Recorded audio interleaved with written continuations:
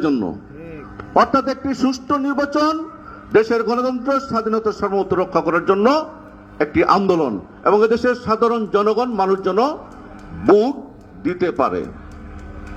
তা আমাদের সেই কাঙ্ক্ষিত লক্ষ্যে কিন্তু আমরা একেবারেই দোরগোড়া এসে কিন্তু আমরা পৌঁছেছি। আমি নিজেও এই ত্রিশালের সন্তান, ত্রিশাল নিজেও আমি দানের শীষের পক্ষে এই তফসিল ঘোষণার আগে বিভিন্ন ইউনিয়নে কাজ করেছি, দানের শীষের পক্ষে ভোট চেয়েছি। আমি নিজেও নমিনেশন পেপার কিনেছিলাম। যখন দল থেকে লিটন ভাইকে চিঠি দিয়ে নমিনেশন দেওয়া হয়, আমরা কিন্তু তখন আর আমাদের নমিনেশন সাবমিট করি নাই।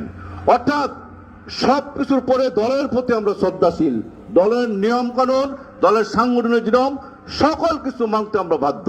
যদি আমরা আমাদের নেত্রী দেশনেত্রী বেগম খালেদা জিয়া, শহীদ প্রেসিডেন্ট জিয়া রহমান, তারেক রহমানকে যদি আমরা মানি, তা সকল কিছু কিন্তু আমাদের মেনে চলতে হবে, নাকি ভাই? আমি আজকে দুঃখের সাথে একটি কথা বলতে চাই, যে কথাগুলো বলবো আমাদের ভালোর জন্য বলবো। আমার এই কথাগুলো কেউ ভালোও নিতে পারে, খারাপ ভাবে নিতে পারে। ওভারঅল একটি কথাই, যে নির্বাচনে 12 তারিখ লিটন ভাইকে জয়যুক্ত করতে হবে, দানের শীর্ষে প্রার্থীকে জয়যুক্ত করতে হবে। এখন আসি এই যে যারা বিএনপি কর্তৃক আজকে যে মত বিনিময় সভাটা, এই মত বিনিময় সভায় জেলা সকল অঙ্গ সংগঠনের সভাপতি, সাধারণ সম্পাদক, আমি নিজে জেলা বিএনপির যুগ্ম আহ্বায়ক এবং জেলা সদস্য সচিব, এবং আমার নিজের আরেকটা অঙ্গ সংগঠনের পদ আছে স্বেচ্ছাসেবক জেলার আহ্বায়ক, এবং থানার উপজেলার কমিটি, পৌর কমিটি এবং অঙ্গ এবং সহযোগী সকল সভাপতি, সাধারণ সভাবৃন্দ।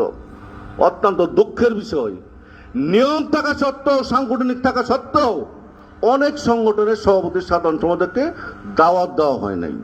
আমি গতকাল রাত্রে লিটন ভাই আমার ফোন দিয়েছিল, আমি ওনাকে বলছি, লিটন ভাই আমাদের এমপি হতে হবে, আপনাকে সকল কিছু পছন্দর উঠতে উঠতে হবে, এই নির্বাচন পর্যন্ত সবাইকে কাছে নিতে হবে, সবাইকে বলেন ভাই।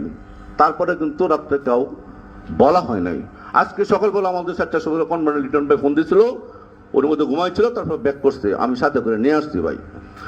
এখন এই যে যারা এই পরিচালনাটা করে, লিটন ভাই কিন্তু জামাই, লিটন ভাই কিন্তু প্রার্থী, ওনার অনেক কিছুই কিন্তু জ্ঞান থাকবে না ভাই। যারা সাথে থাকি, যারা আমরা পরিচালনাটা করি, দয়া করে বিবেকটা ত্রিশালের বিএনপিতে করেন না। ভালোবাসেন, কাছে ডেকে নেন। লিটন ভাই এমপি হলে আপনারা সকল সুবিধা নেন, আমরা যাব না ভাই। আমরা লিগ্যালিটি, সাংগঠনিক যতটুকু পাওয়ার আমরা সেভাবে যাব, আর সকল সুবিধা নেন ভাই। দূরে ঠেললে রাখা নেতে ক্ষতি হবে ভাই। ক্ষতি হবে কেন ভাই? ভোট কিন্তু জনগণের, নাকি ভাই? ভোট কি আমার পকেটে?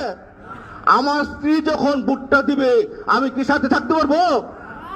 সুতরাং মানুষকে বুঝিয়ে তার ভোট কেন্দ্রে এনে ভোটটা দানের শীষের পক্ষে দেওয়াইতে হবে।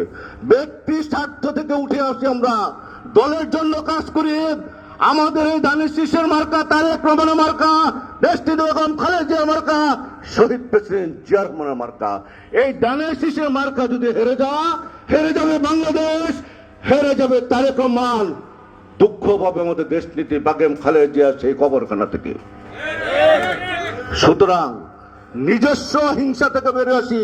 আমি পরিষ্কার বলতে চাই, কোন ধরনের যতই দূরে রাখেন, যতই হিংসা করেন, আমরা দানের শীষের পক্ষে কাজ করব। 12 তারিখ দানের শীষে ভোট দিয়ে লিটন ভাইকে পাস করে বাড়ি ফিরে যাব।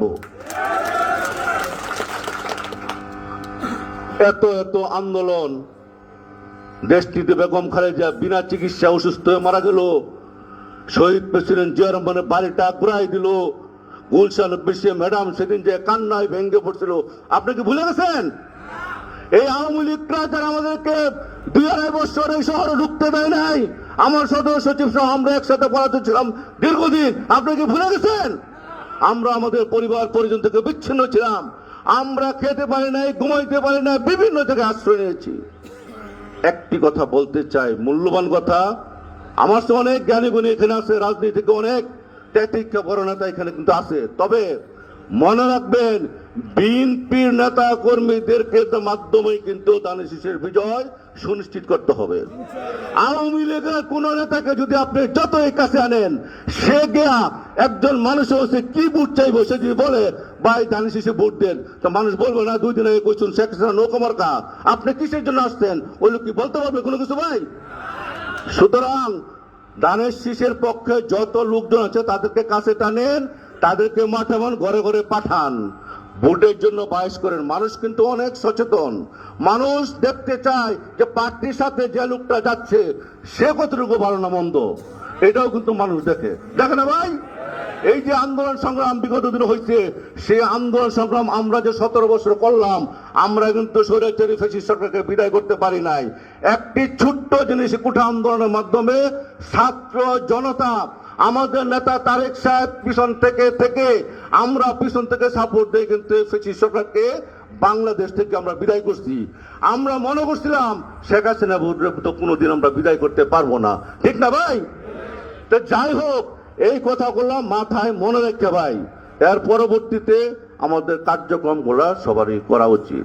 আমি আশা করি আমাদের নেতা লিটন ভাই এবং তার সাথে যারা আজকের এই দল পরিচালনা বা নির্বাচন পরিচালনা করতেছেন, আপনারা দয়া করে সকলকে দায়িত্ব আনেন, লিটন ভাইয়ের কাছে নেন, বইলা নির্বাচনে নামান। এর বাইরে কিন্তু ভাই আজকে যে অনুসার সেনাবাহিনী নিয়ে আসছে, নির্বাচনটা কি সহজ হবে আপনারা মনে করতেছেন? আমাদের নেতা তারেক সাহেব কিন্তু পরিষ্কার বলছিল যে একটা কঠিন নির্বাচন সামনে, তার আলামত কিন্তু আপনারা দেখতে পারতেছেন। মনে করুন না যে কেন্দ্রের কাছে বাড়ির কাছে কেন্দ্র ভোটটা মাইরে দেওয়া দেবো, এই জন্য বাবার কোনো অবকাশ নাই। মানুষকে, জনগণকে ভোট কেন্দ্রে নিয়ে যেতে হবে, পরিশ্রম করতে হবে, ধানের শীষের পক্ষে ভোট দিবে সেটা নিশ্চিত করতে হবে, তবেই আমরা বিজয়ের নিশানা কিন্তু আমরা ধরতে পারবো। তারেক রহমানকে বাংলাদেশের প্রধানমন্ত্রী প্রতিষ্ঠিত করতে পারবো, লিটন ভাইকে কিন্তু আমরা সংসদে পাঠাতে পারবো, সরকারও গঠন করতে পারবো। ভাই বক্তব্য লম্বা দেব না ভাই, আপনাদের কাছে দোয়া চাই, আপনাদের পাশে থাকবো, ধানের শীষের পক্ষে কাজ করব সততার সহিত, এ আশা ব্যক্ত করে সকলকে ধন্যবাদ জানিয়ে আমি আমার বক্তব্য শেষ করছি। আল্লাহ হাফেজ। এই যে দেশনীতি বেগম খালেদা জিন্দাবাদ এই কথাটি বলার আগে আমার সব সময় কষ্ট হয়, দেশনীতি বেগম খালেদা জিয়া অমর হোক, শহীদ প্রেসিডেন্ট জিয়া রহমান অমর হোক, তারেক রহমান জিন্দাবাদ, বাংলাদেশ জাতীয়তাবাদী দল জিন্দাবাদ, ধানের শীষ জিন্দাবাদ। সকলেই ভালো থাকবেন। আসসালামু আলাইকুম। ধন্যবাদ।